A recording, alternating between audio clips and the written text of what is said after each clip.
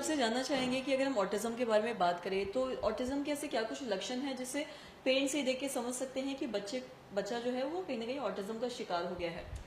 देखिए, बहुत ही कॉमन और अच्छा क्वेश्चन पूछा। ये एक तरह का ऑटिज्म बच्चों में पाए जाने वाले एक तरह का ये बिहेवियरल डिसऑर्डर है, जो कि यूजुअली बच्चा जब जैसे ग्रो करता है ना, तो आप पेरेंट्स या फिर जो केयर गिवर होते हैं जो उनका देखभाल करते हैं, उनको इन चीज़ की जानकारी होनी चाहिए। बच्चे जो नॉर्मल होते हैं वो 2.5 से 3 साल के बाद ना उसका पीयर ग्रुप में फ्रेंड्स बच्चों के साथ खेलना, फैमिली वालों के साथ इंटरेक्ट करना, ये सारे लक्षण नॉर्मल बच्चे जैसे होते हैं ना, उसमें इन चीज़ों में दिक्कतें आती है। जैसे कि जो बच्चे जिसमें ये ऑटिज्म होता है, ये बच्चे आई टू आई कांटेक्ट नहीं रखेंगे, बच्चों से जल्दी इंटरमिंगल नहीं होते हैं। अगर आप जो कोई भी बिहेवियर है उसका जो रिपीटेटिव बिहेवियर करेगा, तो ये सारे इनके फ्लैग साइन होते हैं, रेड फ्लैग साइन बोलते हैं हम। अगर इस तरह का कोई भी लक्षण अगर बच्चे में पाया जाता है और पेरेंट्स ऑब्जर्व करते हैं, या फिर आप देखते हैं कि बच्चे बिल्कुल भी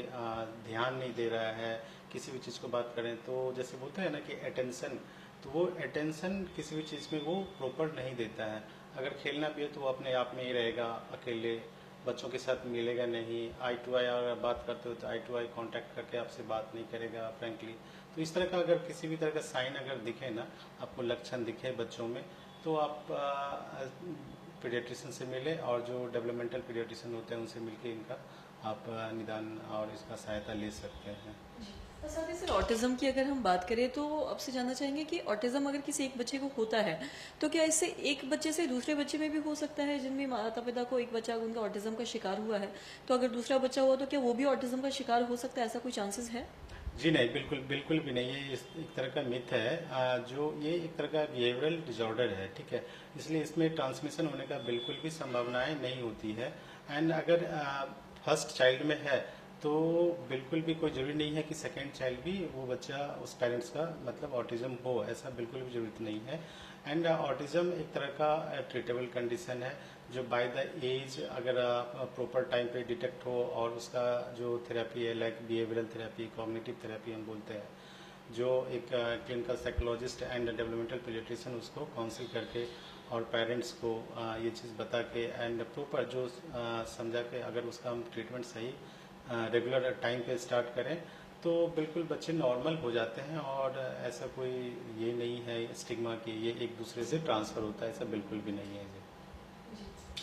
और साथ ही सर आपसे जानना चाहेंगे अगर हम ऑटिज्म के बारे में बात करें तो ऑटिज्म जिन भी लोगों को होता है तो कई बार उनके जो बच्चे हैं वो भी परेशान होते हैं, क्योंकि अगर वो स्कूल में जाते हैं तो उनके साथ अच्छे से व्यवहार नहीं होता है, उनके आसपास जो बच्चे हैं या टीचर्स है वो सोचते हैं कि ये चीज़ों को समझ नहीं पा रहा है। तो ऐसे में जो भी लोग अगर कोई आसपास कोई अगर ऑटिज्म का बच्चा है तो उसके साथ किस तरीके से व्यवहार करना चाहिए, इस बारे में भी बताएं। ये सबसे इम्पोर्टेंट है, क्योंकि हमारे सोसाइटी में एक मिथ है कि ये बच्चा नॉर्मल नहीं है, ये एबनॉर्मल बिहेवियर करता है। तो उनके जो केयर गिवर होते हैं जिनको ये चीज़ों को पता नहीं होता है, फिर ये बच्चे जहाँ जाते हैं पढ़ने स्कूल में, वहाँ भी उनके साथ ना डिस्क्रिमिनेट होता है। तो मेरा ये मैसेज है ना कि जहाँ भी बच्चा मान ली जिस स्कूल में भी जा रहा है, तो टीचर को, जो केयर टेकर होते हैं स्कूल में, इन चीज़ों पे ध्यान रखना। और बच्चे एक मतलब ऐसा स्वभाव होता है, काफ़ी नाजुक स्वभाव होता है, तो उनको हम उस तरीके से समझें कि बच्चे को जो आम बच्चे नॉर्मल उसको भी उसी तरीके से ट्रीट करें, और उसको ऐसा कोई हम गलत बिहेवियर उसके साथ ना करें, बिल्कुल भी नहीं करना चाहिए। और भी बच्चों को जो उसके साथ बच्चे रहते हैं उनको भी ये चीज़ बताना चाहिए कि ये एक तरह का